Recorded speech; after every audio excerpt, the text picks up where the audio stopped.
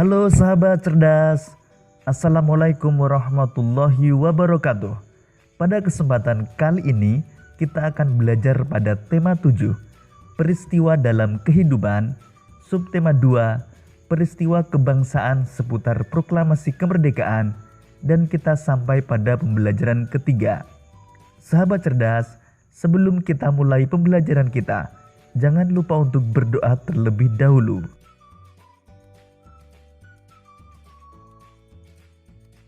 Seluruh rakyat Indonesia menyambut dengan sukacita proklamasi kemerdekaan. Peristiwa-peristiwa heroik pun terjadi di berbagai daerah. Pembacaan teks proklamasi memicu semangat pejuang-pejuang bangsa mengusir penjajah. Sahabat cerdas, dalam peristiwa pembacaan proklamasi kemerdekaan Indonesia, ada dua tokoh penting yang mewakili seluruh rakyat Indonesia, yaitu Insinyur Soekarno dan Dr. Andes Muhammad Hatta. Kedua tokoh tersebut dikenal sebagai Bapak Proklamator. Insinyur Soekarno merupakan Presiden pertama Republik Indonesia dan pahlawan proklamator. Insinyur Soekarno lahir di Surabaya, Jawa Timur pada tanggal 6 Juni tahun 1901.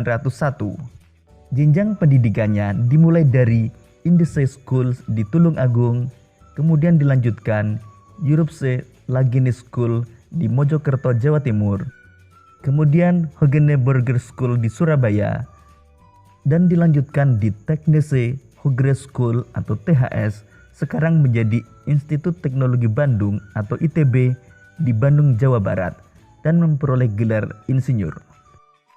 Insinyur Soekarno dikenal pandai berpidato dan menguasai beberapa bahasa asing sehingga dijuluki sebagai singa podium. Salah satu bentuk perjuangan Insinyur Soekarno adalah pada tanggal 17 Agustus tahun 1945, Insinyur Soekarno dan Dr. Andes Muhammad Hatta beserta para tokoh lainnya memproklamasikan kemerdekaan Indonesia. Dr. Andes Muhammad Hatta adalah wakil presiden pertama Republik Indonesia yang menjabat pada tahun 1945 sampai tahun 1957. Dr. Andes Muhammad Hatta lahir di Bukit Tinggi, Sumatera Barat pada tanggal 12 Agustus tahun 1902. Jenjang pendidikannya dimulai dari ILS di Bukit Tinggi, dilanjutkan Mulo di Padang, dan dilanjutkan HMS di Jakarta. Dr. Andes Muhammad Hatta selain dikenal sebagai Bapak Proklamator Indonesia, juga merupakan Bapak Koperasi Indonesia. Hal tersebut tidak terlepas dari kontribusinya memberikan pemikiran tentang ekonomi serta dorongan untuk gerakan koperasi. Selain berperan dalam proklamasi kemerdekaan Indonesia, beliau juga sangat berperan dalam upaya memperoleh pengakuan dari pemerintah Belanda terhadap kedaulatan Republik Indonesia.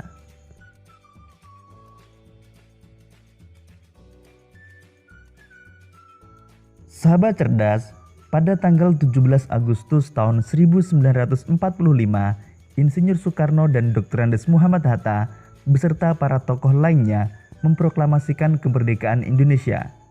Insinyur Soekarno membacakan teks proklamasi kemerdekaan dan Dr. Andes Muhammad Hatta sebagai pendampingnya.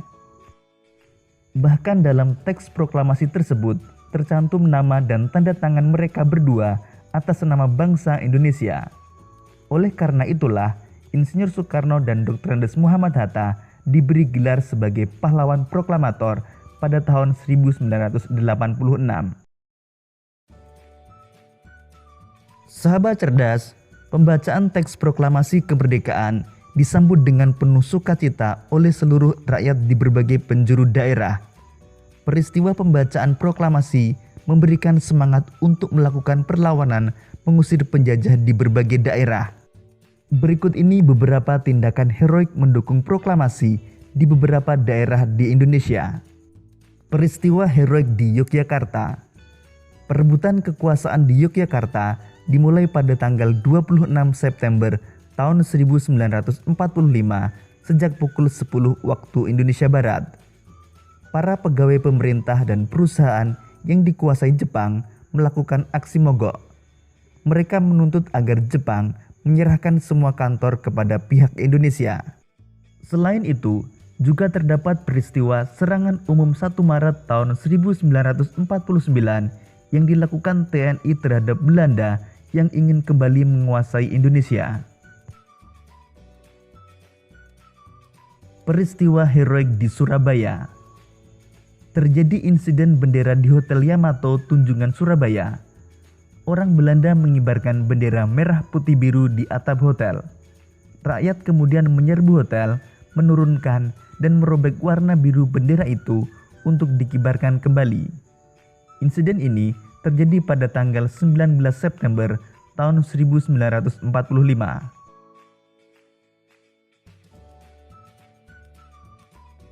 Peristiwa heroik di Semarang. Pada tanggal 15 Oktober tahun 1945, pasukan Jepang melakukan serangan ke kota Semarang dan dihadapi oleh TKR dan Laskar Pejuang lainnya. Pertempuran berlangsung selama 5 hari. Akibat pertempuran ini, ribuan pemuda gugur dan ratusan orang Jepang tewas. Untuk mengenang peristiwa itu, di Semarang didirikan Monumen Tugu Muda. Peristiwa heroik di Aceh. Pada tanggal 6 Oktober tahun 1945, para pemuda dari tokoh masyarakat membentuk Angkatan Pemuda Indonesia atau API. Anggota API kemudian merebut dan mengambil alih kantor-kantor pemerintahan. Di tempat-tempat yang telah mereka rebut, para pemuda mengibarkan bendera merah putih dan berhasil melucuti senjata tentara Jepang.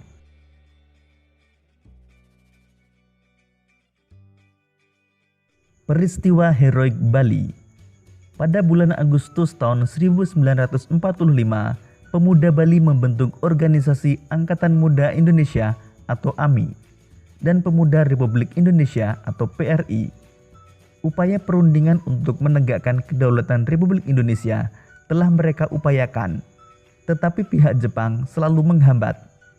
Pada tanggal 13 Desember tahun 1945, para pemuda merebut kekuasaan dari Jepang secara serentak, tetapi belum berhasil karena persenjataan Jepang masih kuat. Peristiwa heroik di Kalimantan. Rakyat Kalimantan juga berusaha menegakkan kemerdekaan dengan cara mengibarkan bendera merah putih, memakai lencana merah putih, dan mengadakan rapat-rapat. Namun kegiatan ini dilarang oleh pasukan sekutu yang sudah ada di Kalimantan.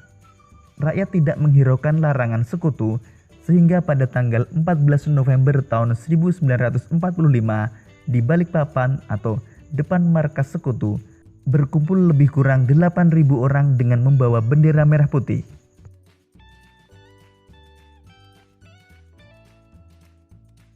Peristiwa heroik di Palembang.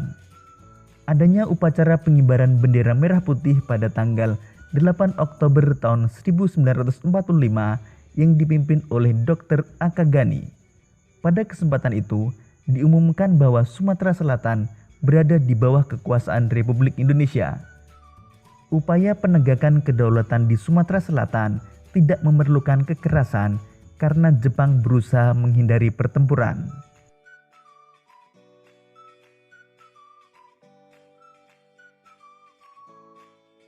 Peristiwa heroik di Makassar dan Sumbawa. Di Makassar, Gubernur Samratulangi menyusun pemerintahan pada tanggal 19 Agustus tahun 1945.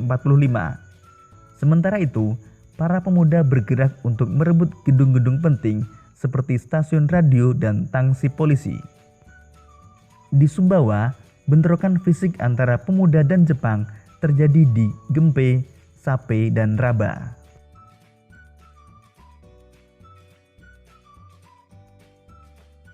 Sahabat cerdas, seluruh rakyat di berbagai daerah dari berbagai suku, agama, dan golongan penuh sukacita menyambut dan merayakan proklamasi kemerdekaan.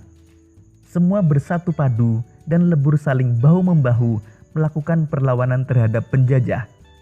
Semua menunjukkan rasa persatuan dan kesatuan, tidak lagi memikirkan kedaerahan, suku, agama, dan golongan. Hanya ada satu identitas, yaitu Indonesia. Indahnya hidup berbineka. Sahabat cerdas, perhatikan lambang negara kita, burung Garuda.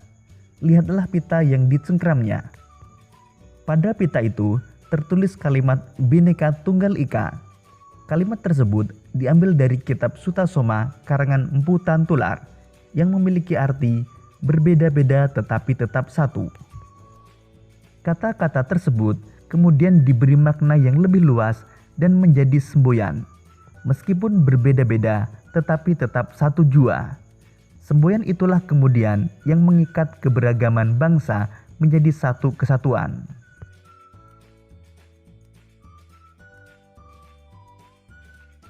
Sahabat cerdas, setelah memahami makna yang terkandung dalam semboyan Bhinneka Tunggal Ika, kamu harus menerapkannya dalam kehidupan sehari-hari.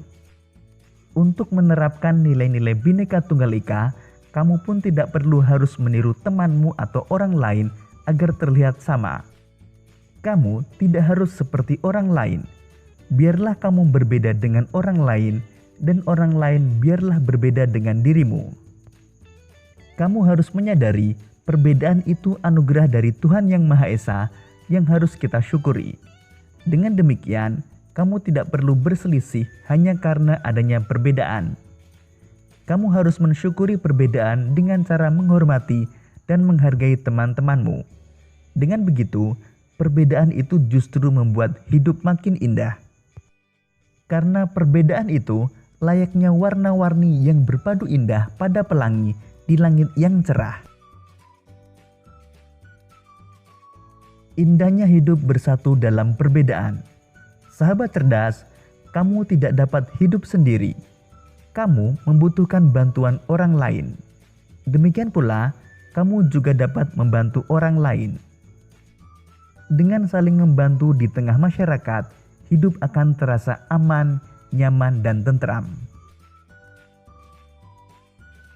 Misalnya dalam bidang keamanan masyarakat. Untuk menjaga keamanan masyarakat, setiap anggota masyarakat wajib melaksanakan ronda sesuai jadwal.